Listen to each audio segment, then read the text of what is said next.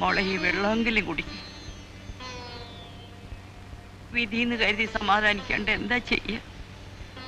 എങ്കിലും ഈശ്വരൻ ഇത്രയും വലിയ ചതി എന്റെ മോളോട് കാണിച്ചല്ലോ.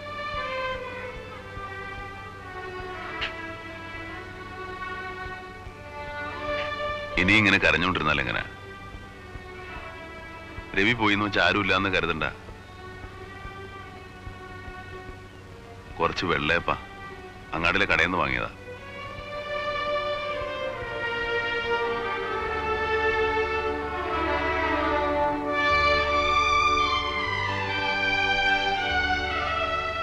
രവി പറഞ്ഞ ദിവസേ കാലത്ത് എന്തെങ്കിലും പലഹാരം ഉണ്ടാക്കുള്ളൂ. എന്നാൽ അവനത് പിടിക്കില്ല. അങ്ങാടിയിൽ ശങ്കരനാര കടയിൽ പോയി ചായ കുടിക്കും. വരുമ്പോ ഇതുപോലെ ഒരു പൊതി കൊണ്ടുവരും. അമ്മയ്ക്കും മോൾക്കും.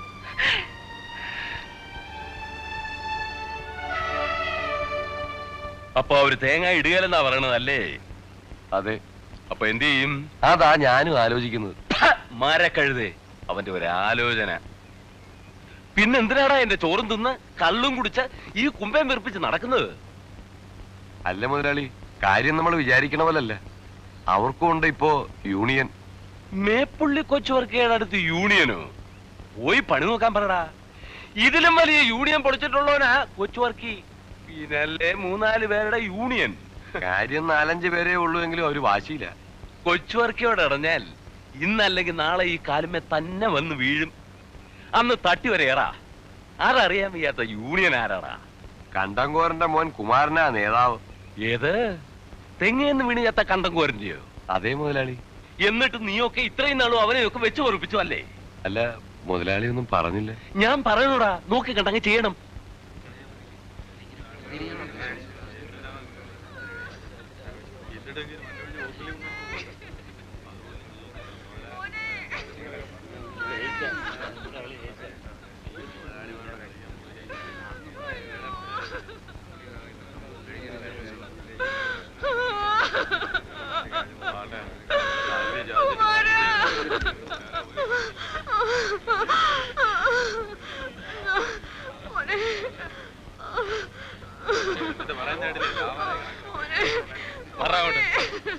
മാറിക്കേ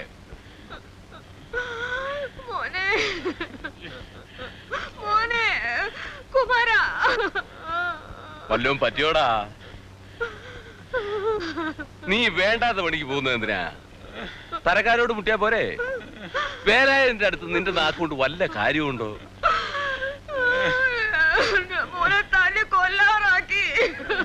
ആരാ?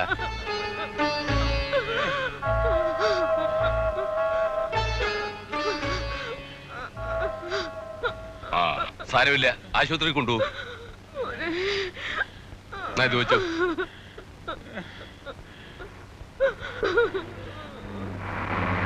ആ വരുന്ന വണ്ടിയെ കൊണ്ടുപോയിക്കോ. ഒന്ന് പിടിച്ചു കൊറ.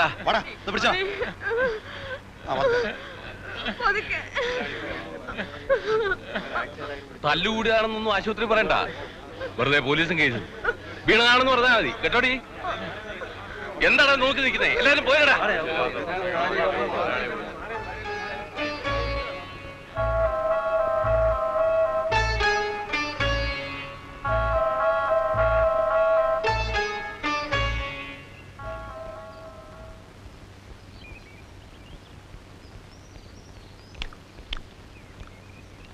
എന്താ?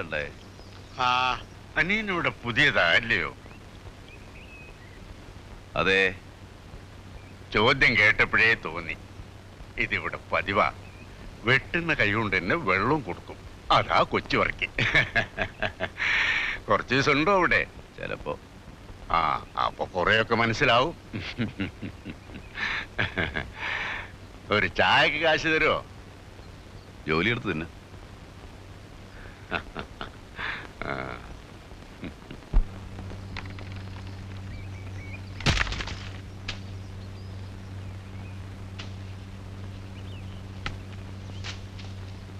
മുതലാളി ചായ.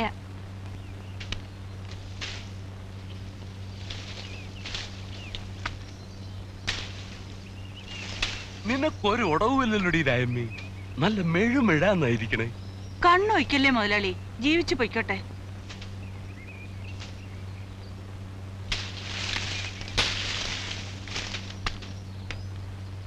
ഇവരുടെ സമരമൊക്കെ തീർന്നോ? എന്ത് സമരം? അവർക്ക് 2 തേങ്ങ വേണമെങ്കിൽ ഞാൻ കൊടുക്കരുത്. എന്തിനും എന്റെ അടുത്ത് വരണം. എല്ലാ ചെക്കൻ പറഞ്ഞ് പറ്റിയത് ആ കുമാരൻ. അവൻ ആശുപത്രിയിൽ നിന്ന് വന്നോ? കുഴപ്പമൊന്നുമില്ല. എന്നാൽ 2 ദിവസം കൂടെ കിടക്കട്ടെ. ചെറിയ പനിയുണ്ട്. അതിനും ചെലവ് ചെയ്യാൻ ഈ കൊച്ചുവർക്ക് മുതലാളി തന്നെ വേണം. ഓവേ, ചെറിയ മീനിട്ടല്ലേ വാളയും തുള്ളിയും പിടിക്കണത്. ഒന്ന് നിന്നേടി. നിനക്കെന്താ ഇത്ര തൃപ്തി? കടയിൽ ആളുണ്ട് മുതലാളി. വാടി വീഴുന്ന തേങ്ങയൊക്കെ എടുക്കുന്നില്ലേ നീ? ഓവ, അത് നീ കണക്ക് വയ്ക്കാനും നിക്കണ്ട. സണ്ണിച്ചനോട് പറയുകയും വേണ്ട. അത് നിനക്കെന്റെ ഫ്രീ. തീർവായിട്ടും ആ പുരേ തന്നെ നീ താമസിച്ചോളാൻ പറഞ്ഞത്. ചില മനക്കണക്കുകളൊക്കെ കൂട്ടിയിട്ടാ. അതെനിക്കറിയാം. പിന്നെ നീ ഇതുവരെ എന്നെ ഒന്ന് വിളിക്കാഞ്ഞെന്താ? വിളിക്കാന്നേ. ഓ, ഇത് പറഞ്ഞു തുടങ്ങിയിട്ട് കൊല്ലം 3-4 ആ വഞ്ചിക്കാരൻ മാപ്പിളയെ പോലെ നിന്നെ ഞാൻ ചതിച്ചിട്ട് പോയൊന്നുമില്ല. നിനക്ക് ജീവിക്കാനുള്ള വക ഞാൻ തരും. എന്നാ മുതലാളി എന്നെ അങ്ങ് കല്യാണം കഴിച്ചോ? അല്ല, അതെന്തിനാടി? നമുക്ക് രഹസ്യമായിട്ട് അങ്ങ് നീങ്ങിയാ പോലെ. അതാ മുതലാളി കുഴപ്പം. പലരും തോക്കുന്നത് അവിടെയാ. ഈ രഹസ്യക്കാർക്ക് ഞാൻ ഒരു സാധനം ഉണ്ടാക്കി വെച്ചിട്ടുണ്ട്. എല്ലാവർക്കും അറിയാതെ. കൊല്ലൻ കുട്ടപ്പനെ കൊണ്ട് പ്രത്യേകം പറഞ്ഞുണ്ടാക്കിപ്പിച്ചതാ ഒരു വെട്ടുകത്തി. അതെടുക്കാൻ രാജമ്മയുടെ കൈക്ക് ഒരു ഉളുപ്പുമില്ല. ജയിലിലും ഇപ്പൊ 2 നേരം ചോറാന്നാ പറയുന്നേ. പിന്നെ രാജമ്മയ്ക്ക് എന്താ? പോട്ടെ.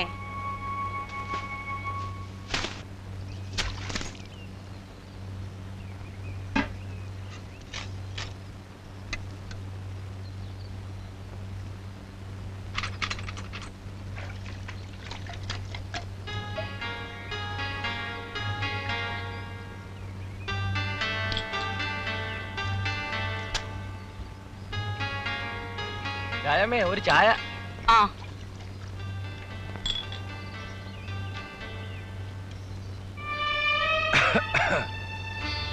വേലായുധോ വിട്ടുപിടി. എന്താ രാജമ്മേ വേലായുധനൊരു ചുമ? കൊച്ചുവർക്കി മുതലാളിയുടെ ചോറ് എല്ലിന്റെ ഇടയിൽ കയറി തുടങ്ങിയിട്ടുണ്ടവന്. അത് എത്ര നാളത്തേക്കുണ്ടാവും? കൈതക്കടം മാത്തും മുതലാളി അടയും ചക്കരയല്ലായിരുന്നോ? എന്നിട്ടിപ്പ എന്തായി? മാത്തു ചുണയുള്ളവനായിരുന്നു, ഇവൻ പേടിച്ചു തൂറി. നമ്മുടെ ചത്തുപോയ റൈറ്റർ മുഹമ്മദിന്റെ നിഴല് കണ്ടാ പറക്കണ ചെക്കനായിരുന്നു. ഓ, ഇപ്പം വലിയ കേടിയാത്രേ. പോലീസിന്റെ കുപ്പായം കണ്ട ഇപ്പോഴും അവ സ്ഥലം കാലിയാക്കും. വടക്ക് നിനക്ക് ഇതുവരെ എഴുന്നേറ്റ് പോകാറായില്ലേ? നേരെ വെളുത്തപ്പ തുടങ്ങിയ ഇരിപ്പാ കീറിയിൽ നോക്കാൻ. പിന്നെ പുട്ടും കള്ളാരും കാണാത്തതല്ലേ, ഞാൻ ഈ പേപ്പർ നോക്കിയായിരുന്നു. നിനക്കിപ്പോ പണിയൊന്നും ഇല്ലേ പോയിന്നാ? നാളെ പോണം. 2 ദിവസമായിട്ട് ഒരു സുഖമില്ല. എന്താണാവോ? ഉവ്വ ഉവ്വ, ഇവൻ പണിക്ക് പോവും. 2 ദിവസം പോയാ പിന്നെ 1 മാസത്തേക്ക് മേലനങ്ങില്ല. പിന്നെ ഈ കിറി നോട്ടോ തെണ്ടിത്തീറ്റയാ. ഓരോരോ ആമ്പിള്ളേര് വേലയെടുത്ത് അന്തസ്സായി ജീവിക്കണ്. ഇവൻ ഈ കുശുമ്പും പൗശന്യം പറഞ്ഞ് കവല നിരങ്ങണതാ ഇഷ്ടം. ഈ രാജമ്മ ചേച്ചിയുടെ നാക്ക്. ഞാൻ മീൻ പിടിക്കാൻ പോവാ. എത്രയായി? 1.5.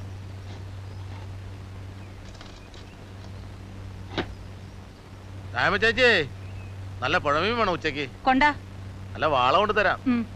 2 ലക്ഷം പുട്ടൂര് ഇച്ചിരി കടലഞ്ഞെന്ന്. മീൻ കൊണ്ടുവരുമ്പോ കണക്ക് പറയാന്നേ. ഗോവന്നൻകുട്ടിയെ, വേല രാജമ്മയുടെ അടുത്ത് വേണോ?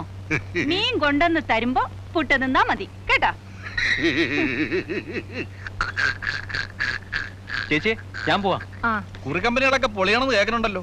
നിന്റെ കമ്പനിയും പൊളിയോടാ. അതിന് ഞങ്ങളുടെ കുറിക്കമ്പനി അല്ലല്ലോ. ആ, നാട്ടുകാരുടെ മുതൽ തെട്ടിക്കാനും കരക്കാരുടെ കാശ് കൊണ്ട് കച്ചവടം ചെയ്യാനും കൊച്ചുവർക്ക് വെച്ചൊരു വലയല്ലേ. അവന്റെ ഒട്ടുക്കൊത്തൊരു പലിശയാണ് കേട്ടോ. എങ്കിൽ പിന്നെ കടവും ചോദിച്ചു വരണ എന്തിനാ? വേറെ വഴി വേണ്ടേ? രമേശാ, ടൗണിൽ പോണുണ്ടെങ്കി ഇത്തിരി വല്ലതും വാങ്ങിച്ചോണ്ട് വരണം കേട്ടോ. സൂക്ഷിച്ചോ, രാമൻകുട്ടി പോലീസ് പറഞ്ഞിട്ടുണ്ട്. ബ്രാൻഡ് കച്ചവടം. ഷാപ്പുകാരാണ്ട് ഉറ്റി കൊടുത്തതാ. അറിഞ്ഞ രാജമ്മേനെ നാട് കടത്തും. ഇടയ്ക്ക് വന്ന് അങ്ങേര് മോന്താറുണ്ട്. പേടിപ്പിക്കല്ലേ.